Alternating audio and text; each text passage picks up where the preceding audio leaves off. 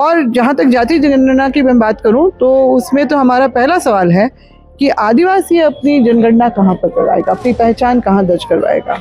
क्योंकि वर्तमान सरकार के ही समय में अभी हमारा जो मूल रूप से जो आदिवासी धर्म एवं अन्य मान्यताएं, जिसमें सरना धर्मावलंबी भी अपना जो पहचान दर्ज करवाते थे, उसको तो वो कॉलम कोड हट गया है जी।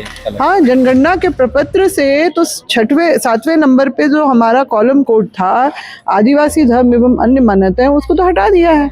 तो हमारी पहचान कहाँ दर्ज करवाई जाएगी? हिंदू में? क्योंकि वैसे भी तो वर्तमान सरकार अभी बोल रही है कि ईसाई धर्म से घर वापसी करवाएंगे हिंदू धर्म में। हाँ, तो आदिवासी हिंदू तो है नहीं, सरना सनातनी नहीं है, आदिवासी हिंदू नहीं है। हमारी अपनी अलग पहचान, विरासत, परंपरा, इतिहास और सब कुछ अलग है। तो ये सबसे पहला सवाल तो हम ये करेंगे उनसे कि हमें कहाँ पर, पहले हमारा कोड वापस कीजिए। सरना कोड क्या, सरना कोड या किसी का भी, ये तो बस एक हवा में फेंकने वाली बात है। क्योंकि भील हैं, गोंड हैं और जिस तरह से कई ऐसी जातियां हैं, समुदाय हैं आदिवासियों के देश भर में, सबकी पहचान का मामला है यहाँ पर। तो वो हटा दिया गया। हम लोग लगातार 2020 से इसकी मांग कर रहे हैं। जब से हमको इसके बारे में पता चला है तब से इसकी मांग हम लोग कर रहे हैं, मगर अभी तक नहीं उसको वापस किया गया है। और इसका जो खामियाजा ना हमारे बच्चों को इस तरह से उठाना पड़ रहा है कि राष्ट्रीय जो छात्रवृत्ति में जो है बच्चे अपनी पहचान जो है सही जगह पे, यानी कि वो इस अधिकार से वंचित हो रहे हैं, इस व्यवस्था से वंचित हो रहे हैं। तो ये सारा गेम जो सरकार, जो केंद्र सरकार खेल रही है हर तरीके से और क्रेडिट भी लेती है, तो फिर हम तो इसीलिए भाजपा को हम अपना सबसे बड़ा दुश्मन मानते हैं।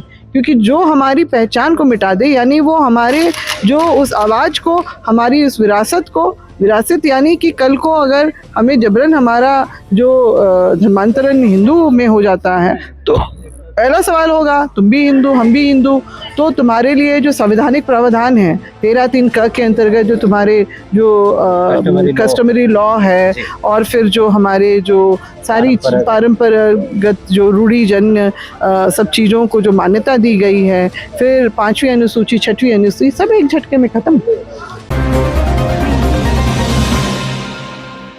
तो फिर आदिवासी का सब कुछ तो खत्म, पहचान भी खत्म। और क्योंकि हम तो वर्ण व्यवस्था में हम कहीं नहीं आते हैं, तो हमारी तो गति बहुत ही बुरी होने वाली है। फिर तो आदिवासी हर तरह जड़ से कट जाएगा। जो जड़ को पकड़ने के लिए हमारे पूर्वजों ने जो कुर्बानियां दी, जो बलिदान दिया, वो वहीं से काट दिया जा रहा है। उसको पहचान खत्म तो आदिवासियत का सारा जो है हर एक चीज खत्म। हाँ, इसमें एक बहुत बड़ा सवाल ये मैं केंद्र सरकार से करूंगी, जो वो क्रेडिट ले रही है कि हमने जाति जनगणना का जो है पास करवा लिया। तो वो तो पहले दबाव में ही हुआ।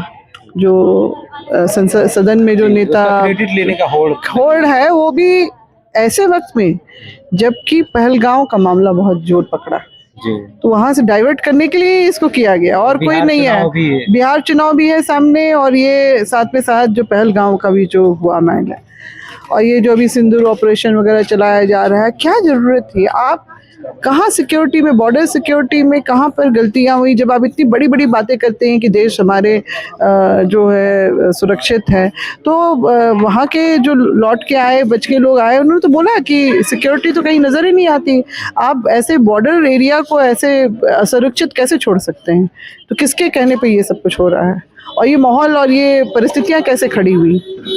और जहाँ तक जाति जनगणना की मैं बात करूँ तो उसमें तो हमारा पहला सवाल है कि आदिवासी अपनी जनगणना कहाँ पर करवाएगा, अपनी पहचान कहाँ दर्ज करवाएगा। ये जुड़ने के लिए धन्यवाद। हमारे साथ खास बातचीत करने के लिए थे आदिवासी अगवा और पूर्व शिक्षा मंत्री गीता सिंह उरांव। खासतौर पे आदिवासी अपनी अस्मिता को बचाने के लिए लगातार संघर्ष कर रहे हैं और उसी स्थल पर है जिस स्थल को संघर्ष कर रहे हैं अभी फिलहाल, और आज बैठक भी रखी गई थी। फिलहाल के लिए हमारे साथ जुड़ने के लिए बहुत बहुत धन्यवाद। जोहार।